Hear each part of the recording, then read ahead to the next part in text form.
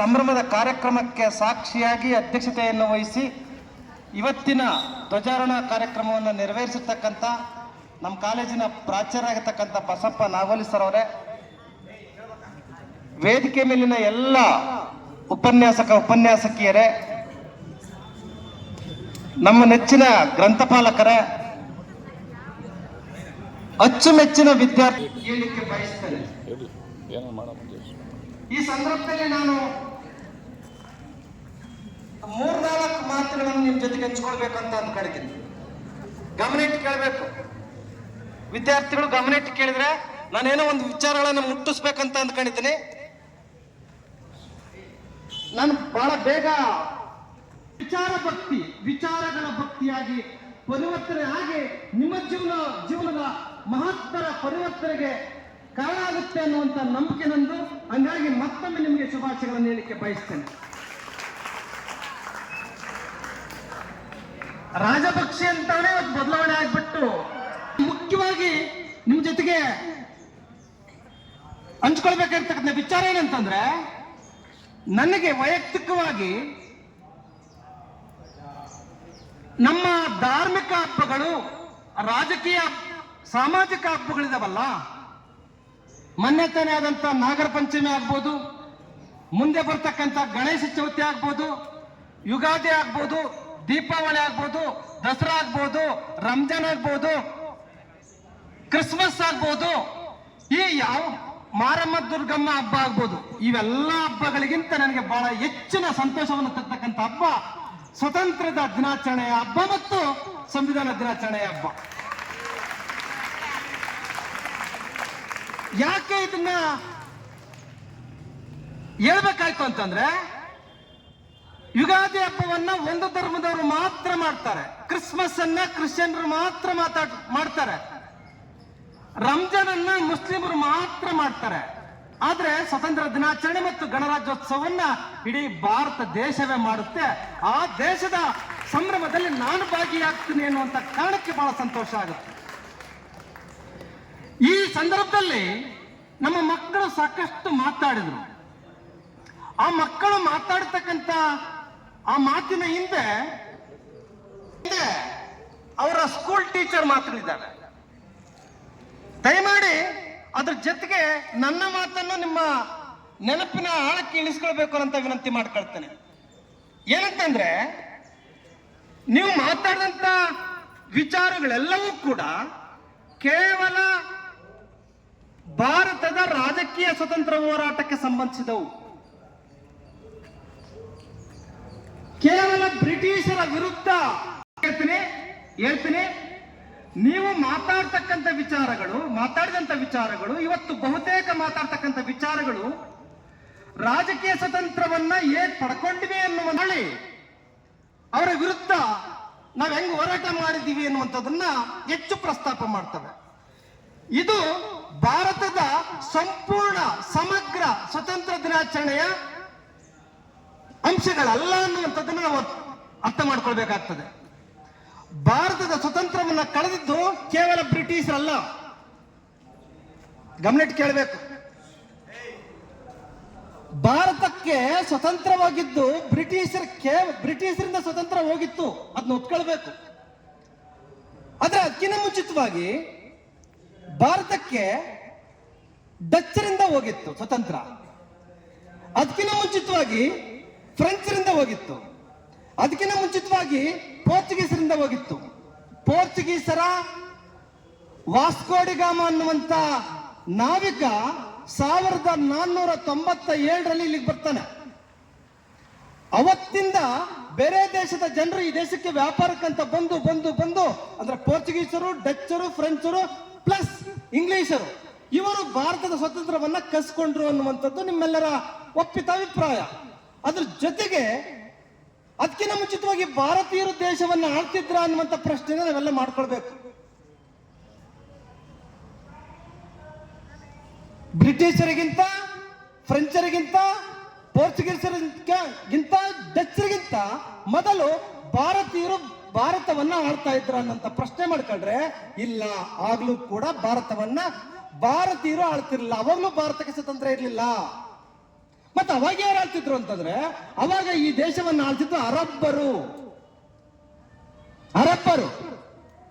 ಅರಬ್ಬರು ಬೇರೆ ದೇಶದಿಂದ ಬಂದಿರತಕ್ಕಂಥ ಅರಬ್ಬರು ಈ ದೇಶವನ್ನು ಆಳ್ತಾ ಇದ್ರು.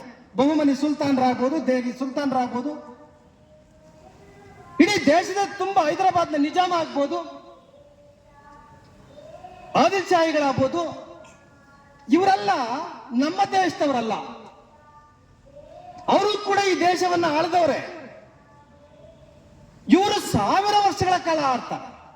ನಿಮಗೆ ಗೊತ್ತಿರಲಿ, ಈ ದೇಶಕ್ಕೆ ಅರಬ್ಬರು ಬಂದಿದ್ದು ಕ್ರಿಸ್ತಶಕ 8ನೇ ಶತಮಾನದಲ್ಲಿ.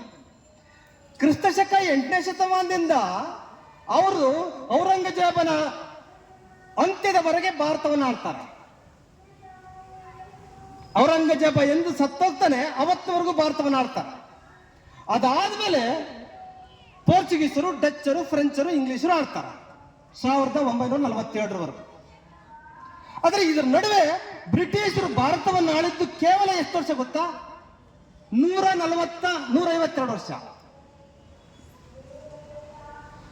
ಕೇವಲ 152 ವರ್ಷ ಬ್ರಿಟಿಷರು ಭಾರತವನ್ನು ಆಳ್ತಾರೆ. ಆದ್ರೆ ಇನ್ನ 800 ವರ್ಷಗಳ ಕಾಲ ಬೇರೆಯವರು ದೇಶವನ್ನು ಆಳ್ತಾರೆ. ಅಂದ್ರೆ ಈ 1000 ವರ್ಷಗಳ ಕಾಲ ಭಾರತವನ್ನ ಬೇರೆ ದೇಶದವರು ಆಳಿದ್ರಲ್ಲ, ನಮ್ಮ ಹುಡುಗ ಪ್ರಸ್ತಾಪ ಮಾಡಿಬಿಟ್ಟ. ಅದಕ್ಕೆ ಕಾರಣ ಏನಂತಂದ್ರೆ ದೇಶದ ದುರ್ಬಲತೆ. ಕರ್ನಾಟಕದ ಅರ್ಧದಷ್ಟು ಇರ್ತಕ್ಕಂಥ, ಕೇವಲ ಕರ್ನಾಟಕದ ಅರ್ಧದಷ್ಟು ಇರ್ತಕ್ಕಂಥ ಇಂಗ್ಲೆಂಡ್ 83 ದೇಶಗಳನ್ನ ಹೆಂಗಾಳ್ತು? ಇಂಗ್ಲೆಂಡಿನ 100 ಪಟ್ಟಿರ್ತಕ್ಕಂಥ ಭಾರತ ಇಂಗ್ಲೆಂಡಿನ ಅಧೀನಕ್ಕೆ ಹೆಂಗೋಯ್ತು?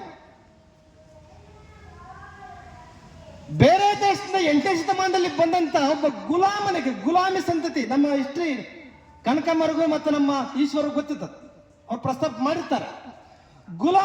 ಗುಲಾಮ ಈ ದೇಶವನ್ನು ಆಳ್ತಾನೆ, ಈ ದೇಶಕ್ಕೆ ಚಕ್ರವರ್ತಿ ಆಗ್ತಾನಂದ್ರೆ ಭಾರತ ಇನ್ನೆಷ್ಟು ದುರ್ಬಲ ಆಗಿತ್ತು ಅನ್ನುವಂಥದ್ದು ನಾವು ಯೋಚನೆ ಮಾಡಬೇಕಾಗ್ತದೆ. ದುರ್ಬಲ ಯಾಕಾಯ್ತು ಅಂತಂದ್ರೆ ಈ ದೇಶದ ಮನೋಧರ್ಮಶಾಸ್ತ್ರದಿಂದ. ಇಂಥವರೇ ಕತ್ತಿಡಿಬೇಕು, ಇಂಥವರೇ ದೇಶ ಆಳಬೇಕು, ಇಂಥವರೇ ವ್ಯಾಪಾರ ಮಾಡಬೇಕು, ಇಂಥವರು ಎಲ್ಲ ಸೇವೆ ಮಾಡಬೇಕು ಅನ್ನುವಂತ ಅನೀತಿಯ ಅಜ್ಞಾನ ಈ ದೇಶದಲ್ಲಿ ಆಳ್ತಲ್ಲ. ಆ ತಪ್ಪಿಗೆ ಬೇರೆ ದೇಶದಿಂದ ಅರಬ್ಬರು ಬಂದ್ರು, ಬೇರೆ ದೇಶದಿಂದ ಫ್ರೆಂಚರು, ಡಚ್ಚರು, ಪೋರ್ಚುಗೀಸರು, ಕೊನೆಗೆ ಇಂಗ್ಲಿಷ್ನರು ಬಂದ್ರು. ಆ ತಪ್ಪಿನ ಪರಿಣಾಮವಾಗಿ ಭಾರತ ದುರ್ಬಲ ಆಯಿತು, ಬೇರೆ ದೇಶದವರ ಆಡಳಿತಕ್ಕೆ, ಗುಲಾಮತನಕ್ಕೆ ಒಳಗಾಗಿತ್ತು. ಅದರ ವಿರುದ್ಧ ದಂಗೆ ಎದ್ದಿದ್ದು ಸ್ವತಂತ್ರ ಹೋರಾಟ ಅಂತ ಸಾಕಷ್ಟು ನೀವೆಲ್ಲ ಪ್ರಸ್ತಾಪ ಮಾಡಿದ್ರಿ. ಆ ದಂಗೆ ಹೇಳ್ತಕ್ಕಂಥ ಸ್ವತಂತ್ರ ಹೋರಾಟ ನಡೆಸ್ತಕ್ಕಂಥ ಜನಚಳವಳಿ ಹೇಗೆ ಆರಂಭ ಆಯ್ತು ಅಂದ್ರೆ, ಅದು ನೀವ್ ಹೇಳ್ತಿರಲ್ಲ, 1857ರಲ್ಲಿ ಸೈನಿಕ ದಂಗೆ ಪ್ರಥಮ ಸ್ವತಂತ್ರ ಸಂಗ್ರಾಮದಿಂದ ಏನೋ ಆಯ್ತು ಅಂತ ಹೇಳಿ ಒಳ ಪ್ರವೇಶ ಮಾಡಿ ನೋಡಿದ್ರೆ ಅದಲ್ಲ, ಅದು ಬಂದೂಕಿನ ಕ್ರಾಂತಿಗೆ ಕಾರಣ. ಅದೇ ಆ ಬಂದೂಕು ಮಾತಾಡ್ಬೇಕಂದ್ರೆ ಆ ಬಂದೂಕು ಹಿಡಿಯುವವನ ಮೆದುಳಲ್ಲಿ ಜ್ಞಾನ ಇರಬೇಕು. ಅಂತ ಜ್ಞಾನ ಬಂದಿತ್ತು ಕೋರೆಗಾಂವ್ ವಿಜಯೋತ್ಸವದ ಸೈನಿಕರಿಂದ. 1817 ಡಿಸೆಂಬರ್ 31ನೇ ತಾರೀಕು ನಡೆದಂತ ಯುದ್ಧ ಇದೆಯಲ್ಲ, 1818ರ ಜನವರಿ 1ನೇ ತಾರೀಕು ಅವರ ವಿಜಯೋತ್ಸವ ಇದೆಯಲ್ಲ, ಕೋರೆಗಾಂವ್ ವಿಜಯೋತ್ಸವ. ಆ ವಿಜಯೋತ್ಸವದ ಕಾರಣಕ್ಕೆ ಆ ಗೆದ್ದಂತ ಪೇಶ್ವೆಗಳ ವಿರುದ್ಧ ಗೆದ್ದಂತ ಆ ಮಹಾನ್ ಸೈನಿಕರು ಬ್ರಿಟಿಷರ ಆಸೆಗೆ ಬಲಿಯಾಗದೆ, ಬ್ರಿಟಿಷ್ ಏನ್ ಹೇಳ್ತಾರಂದ್ರೆ, ನೀವು ಪೇಶ್ವೆಗಳ ವಿರುದ್ಧವಾಗಿ ಯುದ್ಧ ಮಾಡಿದ್ರೆ ಈ ದೇಶದ ಅರ್ಧವನ್ನು ನಿಮಗೆ ಕೊಡ್ತೀವಿ, ಮುತ್ತು ರತ್ನಗಳ ಭಂಡಾರವನ್ನು ನಿಮಗೆ ಕೊಡ್ತೀವಿ, ಈ ಖಜಾನೆ ಇದೆಯಲ್ಲ ಭಾರತದ ಬ್ರಿಟಿಷ್ ಗವರ್ಮೆಂಟ್ ನ ಬಂಗಾರದ ಖಜಾನೆ ಇದೆಯಲ್ಲ ಅದೆಲ್ಲವನ್ನು ನಿಮಗೆ ಕೊಡ್ತೀವಿ ಅಂತ ಅಂತಾರೆ. ಆದ್ರೆ ಗೆದ್ದಂತ ಮಾರ್ ಸೈನಿಕರು ಕೇವಲ 500 ಜನ. ಅವ್ರೇನ್ ಕೇಳ್ತಾರೆ ಅಂತಂದ್ರೆ, ಗೆದ್ದಾದ್ಮೇಲೆ ಕೇಳ್ತಾರೆ, ನಾವು ನಿಮ್ಮಂತೆ ನೀವು ಹೇಳಿದಂತೆ ಪೇಶ್ವೆಗಳನ್ನ ಸೋಲಿಸಿದ್ದೀವಿ, ಈಗ ನಾವು ಹೇಳಿದಂತೆ ನಮ್ಮ ಭಾವನೆಗಳಿಗೆ ಬೆಲೆ ಕೊಡಿ, ನಮ್ಮ ಬೇಡಿಕೆಗಳಿಗೆ ನೀವು ಸಹಿ ಹಾಕಿ ಅಂತ ಕೇಳ್ಕೊಳ್ತಾರೆ. ಅವರು ಇಟ್ಟಂತ ಬೇಡಿಕೆ ಏನು ಅಂತಂದ್ರೆ, ಭಾರತಕ್ಕೆ ಇಲ್ಲಿವರೆಗೂ 2000 ವರ್ಷಗಳ ಕಾಲ ಕಳೆದಿದ್ದಂತಹ ಶಿಕ್ಷಣವನ್ನ ಕೊಡಬೇಕು ಹಳ್ಳಿ ಹಳ್ಳಿಗಳಲ್ಲಿ ಅಂತ. ನಮಗೆ ನಿಮ್ಗೆ ರಾಜ್ಯಾಧಿಕಾರ ಬೇಡ, ನಿಮ್ಮ ಬಂಗಾರ ಬೇಡ, ನಿಮ್ಮ ಯಾವುದೇ ಸಂಪತ್ತು ಬೇಡ, ನಮಗೆ ಬೇಕಾಗಿರೋದು ಈ ದೇಶಕ್ಕೆ ಶಿಕ್ಷಣ. ಅದನ್ನ ಕೊಟ್ಟರೆ ನಾವು ತೃಪ್ತರಾಗ್ತೀವಿ ಎನ್ನುವಂತ ಬೇಡಿಕೆಯನ್ನ ಮಹಾರ್ ಸೈನಿಕರು ಇಡ್ತಾರೆ. ಆ ಕಾರಣಕ್ಕೆ ಬ್ರಿಟಿಷರು ಸಣ್ಣ ಪುಟ್ಟ ಶಾಲೆಗಳನ್ನ ಆರಂಭ ಮಾಡ್ತಾರೆ. ಆ ಸಣ್ಣ ಪುಟ್ಟ ಶಾಲೆಗಳಲ್ಲಿ ಓದಂತ ಜ್ಯೋತಿಬಾ ಫುಲೆ ಸತ್ಯಶೋಧಕ ಸಮಾಜ ಅನ್ನುವಂತ ಬೆಳಕಿನ ಸಂಘಟನೆಯನ್ನ ಸ್ಥಾಪಿಸ್ತಾರೆ. ಆ ಸಂಘಟನೆಯ ಜೊತೆಗೆ ತನ್ನ ಹೆಂಡತಿಗೆ ಸಾವಿತ್ರಿ ಬಾಪುಲೆಗೆ ಶಿಕ್ಷಣ ಕೊಡಿಸ್ತಾರೆ. ಸಾವಿತ್ರಿ ಬಾಪುಲೆ ಎಲ್ಲ ಅವಮಾನಗಳ ನಡುವೆ, ಬೈಗುಳುಗಳ ನಡುವೆ, ನೋವಿನ ನಡುವೆ, ಸಂಕಟಗಳ ನಡುವೆ ಎಲ್ಲ ಹೆಣ್ಣು ಮಕ್ಕಳಿಗೆ, ಎಲ್ಲ ಗಂಡು ಮಕ್ಕಳಿಗೆ ಶಿಕ್ಷಣವನ್ನ ಆರಂಭ ಮಾಡ್ತಕ್ಕಂಥ ಕೆಲಸವನ್ನ ಮಾಡ್ತಾರೆ. ಅದರ ಭಾಗವಾಗಿ 1835ರಲ್ಲಿ ಮೆಕಾಲೆ ಎನ್ನುವಂತ ಒಬ್ಬ ಅಧಿಕಾರಿ ಈ ದೇಶಕ್ಕೆ ಶಿಕ್ಷಣವನ್ನು ಜಾರಿ ಮಾಡ್ತಾನೆ. ಆ ಶಿಕ್ಷಣದಿಂದ ಜ್ಞಾನವನ್ನು ಪಡ್ಕೊಂಡಿರ್ತಕ್ಕಂಥ ಸೈನಿಕರು, ಅಂದ್ರೆ 1835ರಲ್ಲಿ ಶಿಕ್ಷಣ ಪಡ್ಕೊಳ್ತಾರಲ್ಲ, ಅವರು ಸೈನಿಕ ಸೇರ್ತಾರಲ್ಲ, ಆ ಸೈನಿಕರು ಏನು 1857ರಲ್ಲಿ ದಂಗೆ ಹೇಳ್ತಾರೆ. ಅದಕ್ಕೆ ದಯಮಾಡಿ ವಿದ್ಯಾರ್ಥಿಗಳು ತಿಳ್ಕೊಳ್ಬೇಕು, ಭಾರತದ ನಿಜವಾದ ಸ್ವತಂತ್ರ ಸಂಗ್ರಾಮ ನಡೆದಿದ್ದು 1852ರಲ್ಲ, 1818ರಲ್ಲಿ.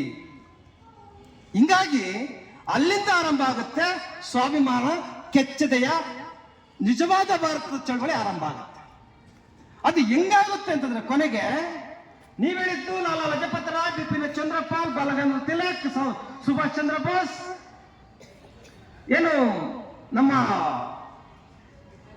ವೀರಾದಿ ವೀರರು ಇದಾರಲ್ಲ, ಅವರೆಲ್ಲ ಚರಿತ್ರೆಯನ್ನು ನೀವು ಹೇಳಿದ್ರಿ. ನೆಹರು ಅವರು, ವಲ್ಲಭಾಯ್ ಪಟೇಲ್ ಅವರು, ಇವರೆಲ್ಲ ಸ್ವತಂತ್ರ ಹೋರಾಟಗಾರರೇ, ಇಲ್ಲ ಅಂತ ಯಾಕಲ್ಲ. ಅದೇ ಇದಕ್ಕಿಂತಲೂ ಸ್ವತಂತ್ರ, ಅವರು ರಾಜಕೀಯ ಸ್ವತಂತ್ರ ಹೋರಾಟಗಾರರು. ಸ್ವತಂತ್ರ ಹೋರಾಟದಲ್ಲಿ 2 ವಿಧ ಇದೆ, ಗಂಭೀರವಾಗಿ ಕೇಳಿಸ್ಕೊಳ್ರಿ. ಸ್ವತಂತ್ರ ಹೋರಾಟ ಅನ್ನುವಂಥದ್ದು ಕೇವಲ ರಾಜಕೀಯ ಹೋರಾಟಕ್ಕೆ ನಾವು ಸೀಮಿತ ಮಾಡಿಕೊಂಡ್ರೆ ನಾವು ಒಂದು ಕಣ್ಣು ಕಳ್ಕೊಂಡಂಗೆ. ನಮ್ಗೆ ಎಲ್ಲ ಸುತ್ತಮುತ್ತಲೂ ಕಾಣ್ಬೇಕಂತಂದ್ರೆ 2 ಕಣ್ಣಿರ್ಬೇಕು. 2 ಕಣ್ಣು ಅಂತಂದ್ರೆ ಒಂದು ರಾಜಕೀಯ ಸ್ವತಂತ್ರ ಹೋರಾಟ, ಇನ್ನೊಂದು ಸಾಮಾಜಿಕ ಸ್ವತಂತ್ರ ಹೋರಾಟ. ರಾಜಕೀಯ ಸ್ವತಂತ್ರ ಹೋರಾಟದಲ್ಲಿ ನೀವು ಹೇಳಿದ ಹಾಗೆ 1857ರ ಸೈನಿಕ ದಂಗೆ ಆರಂಭ ಆಗುತ್ತೆ. ಅದಾದ್ಮೇಲೆ ಭಾರತೀಯ ರಾಷ್ಟ್ರೀಯ ಕಾಂಗ್ರೆಸ್ 1885ರಲ್ಲಿ ಆರಂಭ ಆಗುತ್ತೆ. ಅದಾದ್ಮೇಲೆ ಲಾಲ್, ಪಾಲ್, ಬಾಲ್, ನೆಹರು, ವಲ್ಲಭಾಯ್ ಪಟೇಲ್, ಗಾಂಧಿ ಇವರೆಲ್ಲ ಬರ್ತಾರೆ.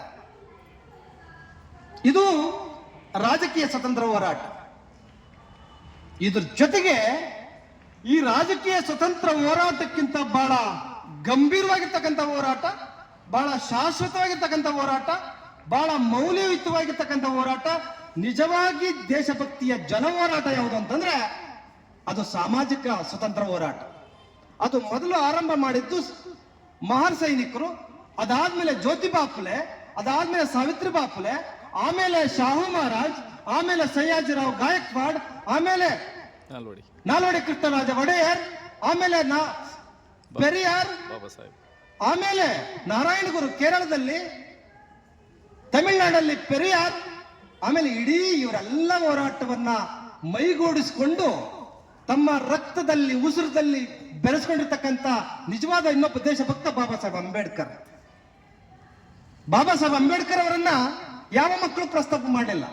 ಯಾಕಂದ್ರೆ ನನಗಾಲ ಹೇಳಿದಲ್ಲ, ಆ ಮಕ್ಕಳು ತಯಾರಾಗಿರೋದು ಹೆಂಗಂದ್ರೆ ಅವರು ಚಿಕ್ಕ ವಯಸ್ಸಲ್ಲಿ ಸ್ಕೂಲ್ ಡೇಸ್ ಅಲ್ಲಿ ಯಾವ ಮೇಸ್ಟ್ರು ಹೆಂಗ್ ಹೇಳ್ಕೊಟ್ರೋ ಅದರ ಆಧಾರಿತವಾಗಿ ಇತ್ತೀಚೆಗೆ ಯೂಟ್ಯೂಬ್ ಅಲ್ಲಿ ನೋಡ್ಕೊಂಡು ಭಾಷಣ ಮಾಡಿದ್ರಿ. ಆ ಕಾರಣಕ್ಕೆ ಅಂತ ಮಾತುಗಳು ಬಂದು ಅವೆಲ್ಲ ಒಳ್ಳೆವೆ. ಅಂದ್ರೆ ಬಾಬಾ ಸಾಹೇಬ್ ಅಂಬೇಡ್ಕರ್ ಅವರ ಸಾಮಾಜಿಕ ಹೋರಾಟ, ರಾಜಕೀಯ ಹೋರಾಟ, ಸಾಂಸ್ಕೃತಿಕ ಹೋರಾಟವನ್ನ ಮರೆತರೆ ಭಾರತದ ಸ್ವತಂತ್ರ ಹೋರಾಟಕ್ಕೆ, ಸ್ವತಂತ್ರದ ಈ ದಿವಸದ ಆಚರಣೆಗೆ ಅಪೂರ್ಣ ಆಗುತ್ತೆ, ಅರ್ಥ ಬರಲ್ಲ. ಹಾಗಾಗಿ ವಿದ್ಯಾರ್ಥಿಗಳೇ, ಬ್ರಿಟಿಷರು ಕಿತ್ಕೊಂಡಿದ್ದು ಕೇವಲ ರಾಜಕೀಯ ಸ್ವತಂತ್ರವನ್ನ. ಆದ್ರೆ ಈ ದೇಶಕ್ಕೆ 97% ಜನಕ್ಕೆ ರಾಜಕೀಯ ಸ್ವತಂತ್ರ, ಸಾಂಸ್ಕೃತಿಕ ಸ್ವತಂತ್ರ, ಶೈಕ್ಷಣಿಕ ಸ್ವತಂತ್ರ, ಸಾಮಾಜಿಕ ಸ್ವತಂತ್ರ ಇವೆಲ್ಲವನ್ನು ಕಿತ್ಕೊಂಡಿದ್ದು ನಮ್ಮ ದೇಶದವರ ನಾವೇ. ಬ್ರಿಟಿಷರ ವಿರುದ್ಧವಾಗಿ ಹೋರಾಟ ಮಾಡೋದಕ್ಕೆ ಎಷ್ಟು ನಾವು ಪ್ರಾಮುಖ್ಯತೆ ಕೊಟ್ಟಿದ್ದೀವೋ ಅಷ್ಟೇ ಪ್ರಾಮುಖ್ಯತೆಯನ್ನ ನಮ್ಮ ಕೇಳಿಸ್ಕೊಡ್ರ ಮೇಲೆ ಸಹನಾ